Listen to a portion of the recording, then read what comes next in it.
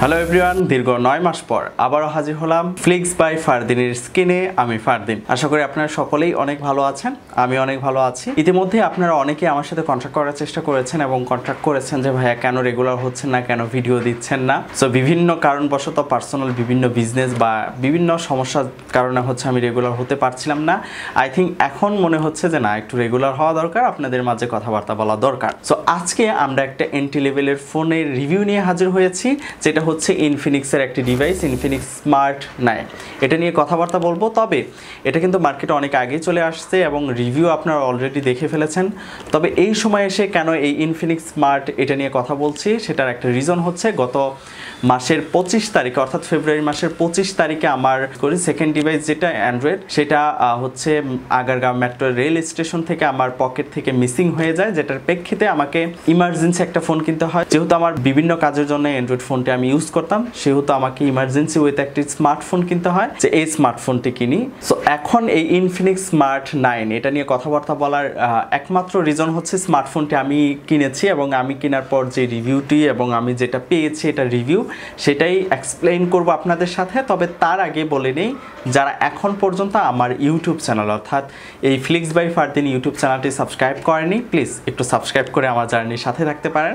কথা দিচ্ছি এখন থেকে রেগুলার আমাকে দেখতে পাবেন। সো এখন কথা বলবো এই ইনফিনিক্স স্মার্ট 9 এই ডিভাইসটি নিয়ে। অলরেডি মার্কেটে কিন্তু আপনারা রিভিউ দেখে ফেলেছেন বা আদার্স অনেক কিছুই ঘাটাঘাটি করে ফেলেছেন, যেহেতু অনেকদিন আগে এটা মার্কেটে অ্যাভেলেবেল হয়ে গেছে। সো এইটা কিন্তু আমি নিজে পারচেস করেছি, নিজে কিনেছি, নিজে ইউজ করছি।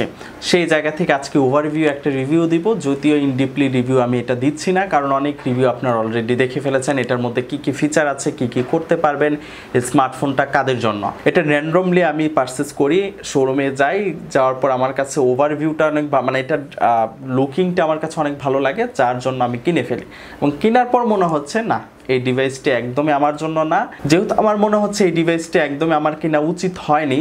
এটা কেন উচিত হয়নি হয়তো বা আপনারা অনেকেই কেনার পর এই জিনিসটাই ভাববেন, সেহেতু আমার সেই জায়গা থেকে আমি আপনাদেরকে সতর্ক করতে আসলাম, যারা আমার মতো ডিভাইস চাচ্ছেন তারা অন্তত এই ডিভাইসটি কিনবেন না। আজকে রিভিউতে যদি অনেকেই ভাবেন যে এটা আমি একদমই কমপ্লিট একটা রিভিউ দিব, না, এরকম কোনো রিভিউ না। যেহেতু আজকে আমার ফার্স্ট ভিডিও এই 8-9 মাস পর, সেহেতু এটার একটা ওভারভিউ দিব। আপনার অন্যান্য রিভিউটার মধ্যে কি কি ফিচার আছে, কি কি সুবিধা আছে, সেগুলো আপনারা অন্যান্য রিভিউ অনেক ইউটিউবার আছে তারা রিভিউ করে ফেলেছে, দেখে আসতে পারেন। বাট এটার মধ্যে কি কি সমস্যা আমি পেয়েছি, সেই সমস্যাগুলোই আমি শেয়ার করব।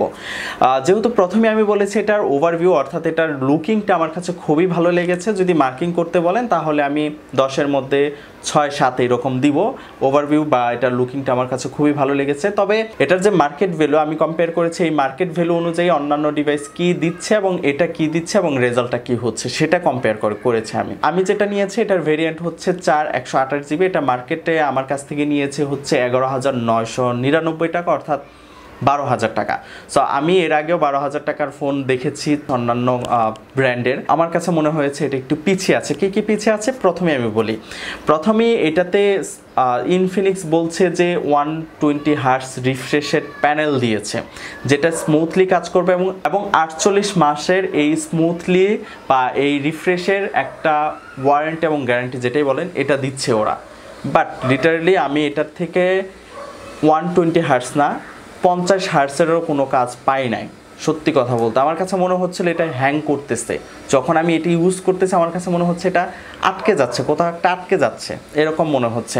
আমি যখন ফেসবুক স্ক্রলিং করতেছিলাম বা অন্যান্য জিনিস স্ক্রলিং করতেছিলাম বা একটা অ্যাপস থেকে আরেকটা অ্যাপসে সুইচ করতেছিলাম, আমার কাছে মনে হচ্ছে কোথায় গিয়ে যেন আটকে যাচ্ছে। এটার মধ্যে প্রসেসর হিসেবে ব্যবহার করা হয়েছে মিডিয়াটেকের হেলিও G81, যেটা অক্টা কোরের 2.2 GHz এবং যেটা রান করা হয়েছে অ্যান্ড্রয়েড 40 দিয়ে।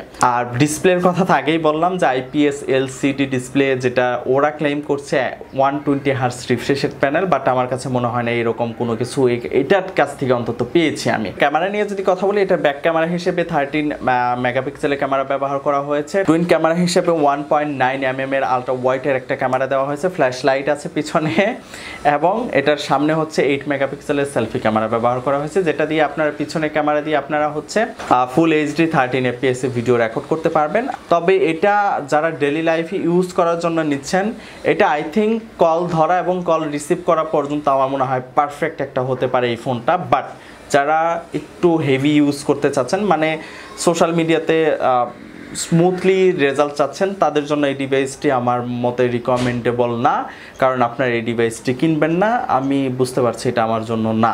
অনেকে বলতে পারেন আমি রিভিউ করতে বসছি, তাহলে আদার্স ফিচারগুলো কেন বলছি না? হ্যাঁ, আমি রিভিউ করতে বসি নাই, রিভিউ হচ্ছে অন্যান্য ইউটিউব চ্যানেলের আপনারা পাবেন, আমি এটা লিকিং সাইটগুলোর বলতে বসছি আর কি। সো এটা আমার কাছে মনে হয়েছে আমার জন্য পারফেক্ট না, এবং এটা আটকে যাচ্ছিল এবং স্টিল না স্মুথলি রেজাল্ট দিচ্ছে না, আমার কাছে এটাই মনে হচ্ছে। এটার অন্যান্য সাইড ব্যাটারি ব্যবহার করা হয়েছে 5000 mAh এর, এবং চার্জিং সাপোর্ট 10 ওয়াটের চার্জার দিয়ে দেওয়া হয়েছে এটার সাথে। এইটা নিয়ে আমার কোনো কমপ্লেইন নেই, এটা একদমই ভালো একটা পারফরমেন্স আমি এটার থেকে পাচ্ছি, বাট আমার কাছে মনে হচ্ছে না পারফরমেন্স দিক দিয়ে এগিয়ে থাকবে। বাট এই সেম প্রাইসে, এই 12,000 টাকা বা 12,500, 13,000 বা 11,000, এই সেম প্রাইসে কিন্তু মার্কেটে অন্যান্য ব্র্যান্ডের স্মার্টফোনের সাথে যদি এই ফোনটা কম্পেয়ার করেন, এটা অনেক অংশে পিছিয়ে থাকবে। স্মার্ট 9 স্মার্টফোনটা কিনতে চাচ্ছেন ডিসিশন নেওয়ার আগে, সো প্লিজ ফোনটা একটু ইউজ করবেন, দেখবেন আসলে আপনার জন্য পারফেক্ট কিনা। এটাই আজকে ওই রকম রিভিউ কোনো ভিডিও না, নেক্সট টাইমে ইন ডিপলি ভালো ভালো ডিভাইসের রিভিউ নিয়ে আপনাদের কাছে সামনে হাজির হব।